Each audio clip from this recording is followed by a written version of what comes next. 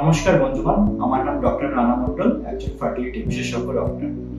আজকের চর্চার বিষয় হচ্ছে ওজন এবং রিপ্রোডাক্টিভ হেলথ কিভাবে জর্জরিত সেটা একটু জেনে নেব আমরা সংক্ষেপে। এটা ইম্পর্টেন্ট এই কারণেই, সেটা হচ্ছে যদি 10 জন পেশেন্ট আমার কাছে আসে তাদের মধ্যে কিছু নাও 5 থেকে 6 জন বলবে ডাক্তারবাবু প্রেগনেন্সির আগে কি একটু ওজন কমানো দরকার, এটা কি প্রয়োজন আছে। এটা খুব স্বাভাবিক একটা কোশ্চেন হয়ে উঠেছে আমাদের সমাজে। তো এই জিনিসটা একটু দেখে নিতে হবে। তো মূলত এই জিনিসটা জানার জন্য আমরা কি করব, কয়েকটা জিনিস জানতে হবে। ওয়েট এবং ফার্টিলিটি কিভাবে জড়িত, এবং কি বেশি ওয়েট হওয়া ভালো না কম ওয়েট হওয়া ভালো সেটাই দেখতে হবে, এবং আইভিএফ এর উপর ওজন কি প্রভাব করে এবং প্রেগন্যান্সির উপর ওজন কিভাবে প্রভাব করে, এই জিনিসটা একটু জানতে হবে।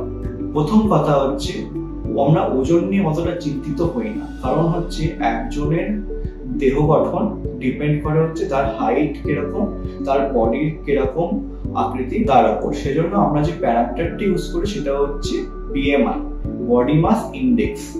এটা কি হয় body mass index? Body mass index হচ্ছে একটা রেশিও ওজন এবং হাইটের রেশিও।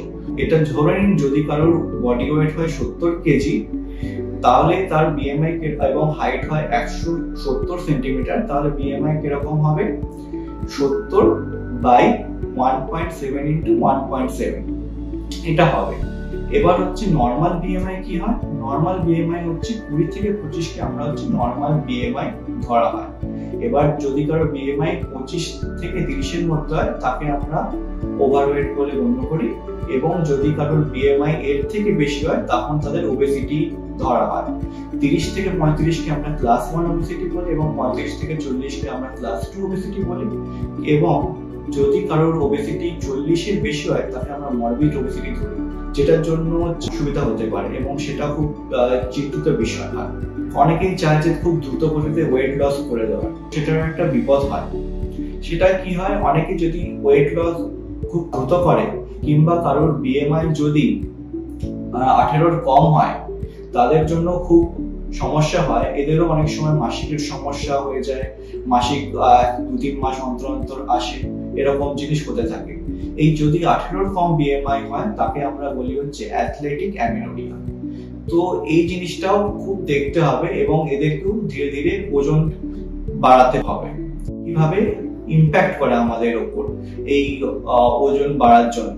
প্রথমত এই ওজন বলে রাখি যে পুরুষ এবং স্ত্রী দুজনকেই এফেক্ট করে, শুধু ফিমেলদেরই ওজন বাড়লে ফার্টিলিটি কমে যায় এটা নয়। সো বেসিক্যালি যদি ওজন বেশি হয় তাহলে কি হয়, প্রথমত হচ্ছে তাদের মাসিক ইরেগুলার হয়ে যায়। মানে হচ্ছে এটা খুবই দেখা যায় যে মাসিক হচ্ছে 1 মাস কিংবা 2 মাস পর পর আসছে। এটা অনেক সময় যদি খুব বেশি ওবেসিটি হয় তাহলে পিসিওএস ও হতে পারে। পিসিওএস কি হয়? পিসিওএস হচ্ছে যেখানে হচ্ছে আপনার ডিম্বাশয়গুলো একটু বড় হয়ে যায় এবং অনেক ছোট ছোট ফলিকেলস থাকে, কিন্তু তারা কোনোটাই হচ্ছে ম্যাচুর ফলিকেল অবধি গ্রো করতে পারে না এবং প্রত্যেক মাসে এটা ফাটে না। সেজন্য হচ্ছে আপনি পিরিয়ডও প্রত্যেক মাসে আপনার হয় না, এবং ওবেসিটি এবং পিসিওএস খুব ভাবে জড়িত।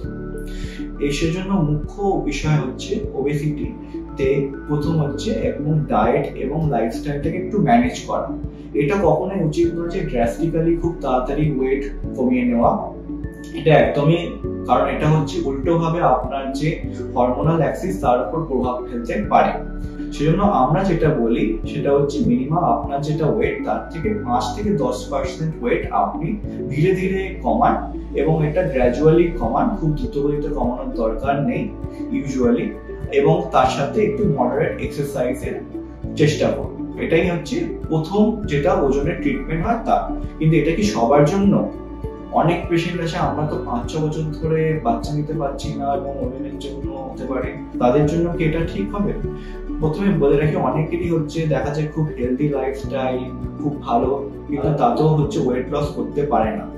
তো এই ক্ষেত্রে খুব ইম্পর্টেন্ট জিনিস যে আমাদের ওয়েট লস প্রোগ্রামটাকে ইন্ডিভিজুয়ালাইজড করতে হবে। এক একজন পেশেন্ট, এক একজন রোগী এক এক ধরনের ভাবে বিহেভ করে এবং তাদের বডিও ডিফারেন্ট ভাবে ট্রিটমেন্ট এবং খাওয়ার এবং ওয়েট লসের উপর আলাদাভাবে প্রভাব ফেলে। সো এই জিনিসগুলোকে আমরা ইন্ডিভিজুয়ালাইজ করেই ট্রিটমেন্ট করাটা বেটার, এবং এর জন্য বেটার হয় কি আপনি আপনার ডাক্তারবাবুর সাথে একবার পরামর্শ নিন। প্রেগনেন্সিতে কি প্রভাব ফেলে ওজন? ওজন যদি বেশি হয়, প্রথমত হচ্ছে মিসক্যারেজের চান্স অনেক বেশি হয়। স্পেশালি যদি বিএমআই যদি হচ্ছে 30-এর উপর হয়, তাহলে মিসক্যারেজ এবং থ্রেটেন অ্যাবর্শন কি হয়, যদি আপনার ফার্স্ট ট্রাইমেস্টারে যখন হচ্ছে ব্লিডিং হচ্ছে, এটা খুব দেখা যেতে পারে যদি ওজন বেশি হয়। এবং আরো দুটো খুব ইম্পর্টেন্ট জিনিস হচ্ছে, প্রেগনেন্সির সময় প্রেশার বেড়ে যেতে পারে, ডায়াবেটিস আসতে পারে, যাকে জেস্টেশনাল ডায়াবেটিস বা প্রেগনেন্সি ইনডিউসড হাইপারটেনশন হতে পারে, এবং অনেক সময় বাচ্চার উপরে এফেক্ট ফেলতে পারে, যে বাচ্চার ওজন কম হতে পারে, অথবা হচ্ছে ফিটাল গ্রোথ রেস্ট্রিকশনও হতে পারে যদি হয়। আর তাছাড়া যাদের বিএমআই অনেক বেশি হয়, তাদের অনেক সময় কি হয়, সি সেকশনের জন্য অনেক রেটটা বেশি হয়, এবং কি হয় অনেক সময় ডেলিভারির পরে পোস্টপার্টাম হেমোরেজের চান্সও বেশি হয়ে যায় যদি অতিরিক্ত ওজন থাকে। তো এই সমস্ত জিনিসগুলোই আমরা অমিট করতে পারি যদি ঠিক সময় প্রেগনেন্সির আগেই যদি আমরা ওজনটাকে নিয়ন্ত্রিত করতে পারি। আইডিয়াল সময় হচ্ছে ওজন নিয়ন্ত্রিত করার ইচ্ছে প্রি কনসেপশনালি, মানে প্রেগনেন্সি নেওয়ার 3 মাস আগে থেকে কন্ট্রোল করা, বাট এটা সকলের পক্ষে সম্ভব হয় না। আর এই যে মোটাপা, এটা হচ্ছে পুরুষদেরও অনেকভাবে ক্ষতি করে। এরকম দেখা গেছে যে যাদের হচ্ছে বিএমআই 30-এর বেশি হয়, তাদের উপর দেখা গেছে যে তাদের শুক্রাণুতে স্পার্ম কনসেন্ট্রেশন, স্পার্ম মরফোলজি এবং স্পার্ম মোটিলিটি এগুলো খুব এফেক্টেড হয় যদি হচ্ছে মোটাপা বেশি হয়। এর কারণ কিছু না, এটা হচ্ছে হরমোনাল কারণ। যেটা আপনাদের যেখানে চর্বি বেশি আছে, সেই চর্বিগুলো থেকে কি হয়, ইস্ট্রোজেন প্রোডাকশন বেশি হয়। এই ইস্ট্রোজেন প্রোডাকশন হয় কারণ হচ্ছে এই চর্বিগুলোতে অনেক সময় অ্যারোমাটিস বলে একটা এনজাইম থাকে, যেটা হচ্ছে টেস্টোস্টেরন, যেটা হচ্ছে পুরুষের হরমোন, সেটা থেকে ইস্ট্রোজেনে কনভার্ট করে দেয়, যেটা হচ্ছে স্ত্রীদের হরমোন। সেজন্য হচ্ছে অনেক সময় এই সমস্ত অ্যাবনর্মালিটি দেখা যায় স্পার্ম প্যারামিটারস এর উপর করে, এবং এটা নিশ্চয়ই ফার্টিলিটিতেও আপনাদের এফেক্ট করে। অবশ্য এটারও ট্রিটমেন্ট সেম, যেরকম স্ত্রীদের জন্য, যে ওয়েট লস করা এবং হেলদি লাইফস্টাইল মেনটেন করা।